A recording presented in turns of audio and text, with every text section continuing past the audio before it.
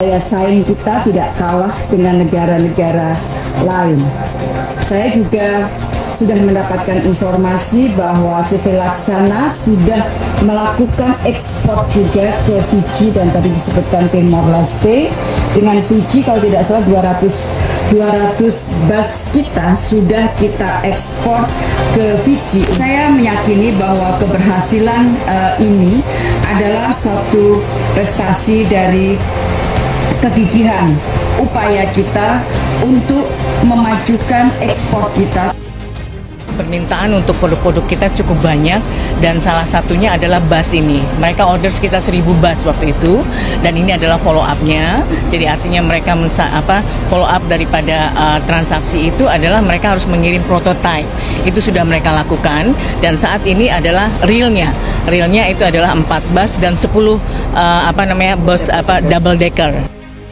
Instruksi yang diberikan oleh Presiden bahwa kita semuanya, Kementerian Perdagangan, Kementerian Luar Negeri dan semuanya harus bekerja sama untuk membuka kesempatan kita untuk ekspor terutama ke pasar-pasar baru yang selama ini potensinya banyak tetapi belum mendapatkan perhatian kita.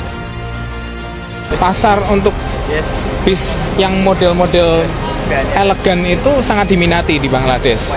Nah, kemudian kita lihat bahwa di situ ada pangsa pasar yang cukup bagus dan kita coba untuk tawarkan di sana dan ternyata bisa masuk gitu loh.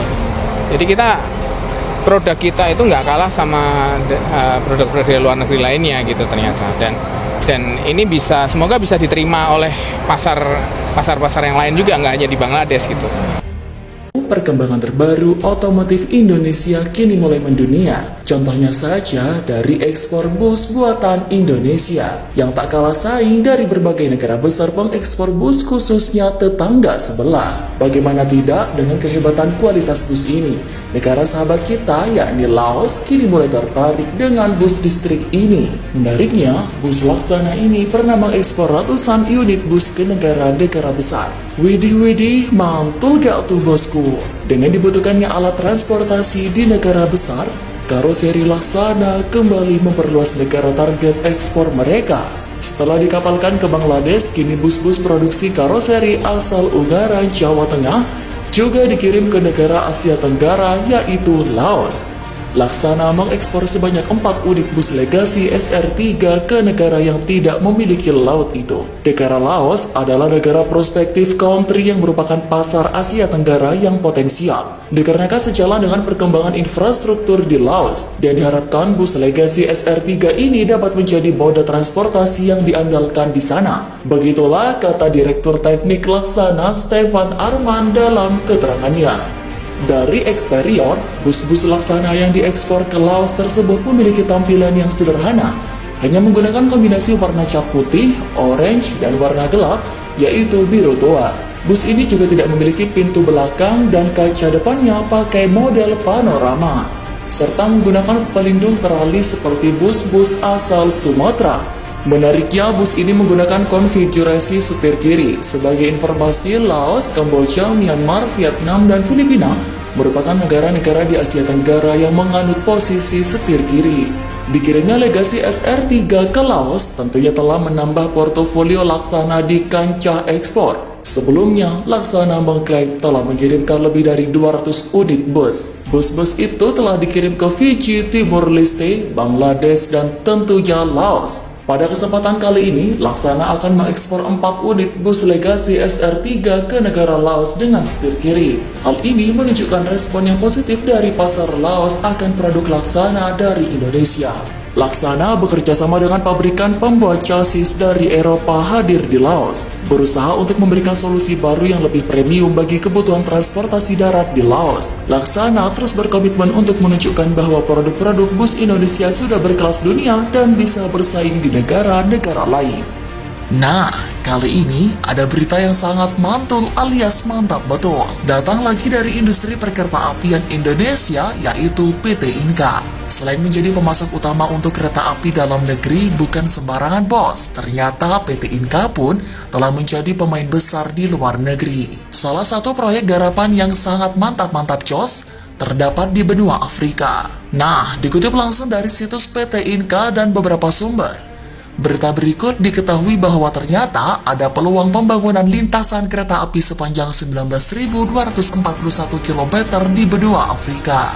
PT Industri Kereta Api akan membangun pabrik di benua Afrika untuk mendukung proyek transportasi di benua tersebut yang akan berlangsung selama 30 tahun ke depan. Inka melaporkan saat ini telah masuk ke dalam proyek pembangunan kereta api di 3 negara. Untuk proyek pembangunan kereta api di Afrika, kemungkinan besar kami akan bangun pabrik di sana. Untuk cover, lintasan Afrika cukup besar.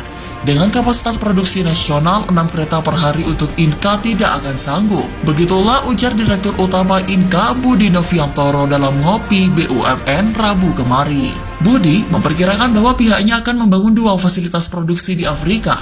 Dia memaparkan bahwa 3 peluang pembangunan di sana yakni di lintasan Liberia sampai Libya 7.411 km, lintasan Gabon Eritrea sepanjang 4.564 km, dan lintasan Kongo sampai Tanzania sepanjang 5.797 km. Budi menjelaskan bahwa pembayaran pembangunan lintasan kereta api di negara tersebut akan menggunakan skema pemanfaatan sumber daya alam tiap-tiap negara. Artinya, Inka akan memiliki keleluasaan untuk menyerap sumber daya alam setiap negara dengan masa waktu tertentu sebagai timbal balik pembangunan lintasan tersebut. Budi mencontohkan dengan proyek perlintasan skema api di Zimbabwe yang menggunakan skema leasing tambang batubara di sana. Dengan pembangunan total perlintasan sepanjang 1.600 km, Inka dapat memanfaatkan hasil batubara Zimbabwe sekitar 2,3 juta ton per tahun. Barangkali teman-teman BUMN Aneka Tambang bisa join partner dengan kami di sana dalam waktu ke depan. Begitulah ucapnya. Selain pertambangan, Budi menyatakan bahwa pihaknya juga akan masuk dalam proyek pengembangan infrastruktur lain sebagai skema pembangunan perlintasan di Afrika. Adapun dia mencontohkan beberapa proyek seperti panel surya, pembangunan kota pintar, dan kabel fiber optik.